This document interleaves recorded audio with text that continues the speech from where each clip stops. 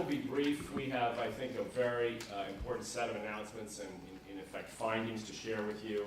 My role in this is to try to contextualize the importance of social and emotional learning, its linkage to academic achievement, its relevance to teachers who are in classrooms today, in schools around the country, its importance for administrators and policymakers who are trying to do their best to ensure that schools do everything they can to maximize the potential of every child. CASEL is an organization that was formed almost 20 years ago in response to the needs of teachers.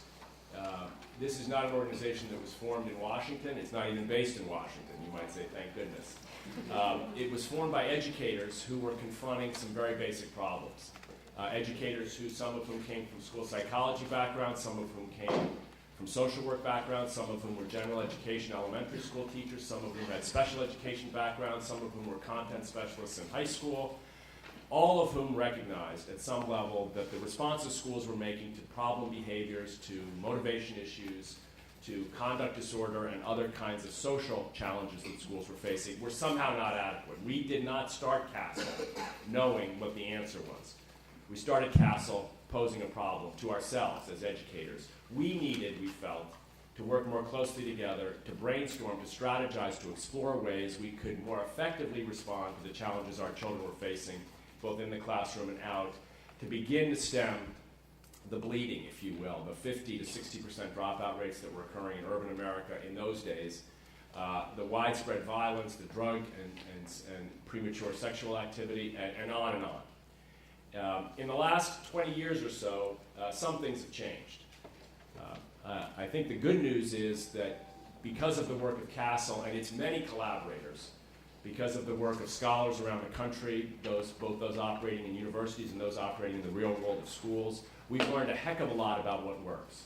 And today is really about our next chapter in understanding what works. We've learned a heck of a lot with rigorous scientific inquiry into programs that are designed well, implemented well, with extensive staff development and hard-nosed assessment. We've learned a lot about how to get out of the reactive way in which schools typically operate into a proactive, developmentally appropriate, sound, social and emotional, whole child approach to promoting active engagement, motivation, and ultimately positive association with school tasks. We've learned a lot about that. The bad news, of course, is what hasn't changed. We could put the slides up today from 20 years ago about conduct disorder, about behavior problems, about substance abuse, about dropout, about teen pregnancy, and they would be almost unchanged. And so 20 plus years of school reform and the data of engagement, of motivation, of desire to learn has not really changed that much.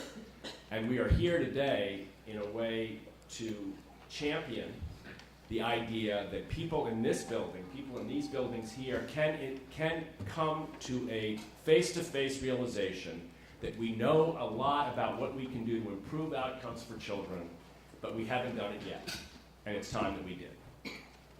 We hope today to begin to continue to send a message to policymakers that it is not enough to measure purely standardized test outcomes, that in doing so, we don't just miss part of the story, we dismantle part of the story that each child is. We're here, we hope to say that people like Congresswoman Biggert and Congressman Ryan, who have understood this work now for many years, need partners, need collaborators, need co-sponsors, so that the next generation of education reform will no longer be forgetful of the whole child. Will no longer compartmentalize children, but will begin to take rigorous science and apply it to the tasks ahead of us.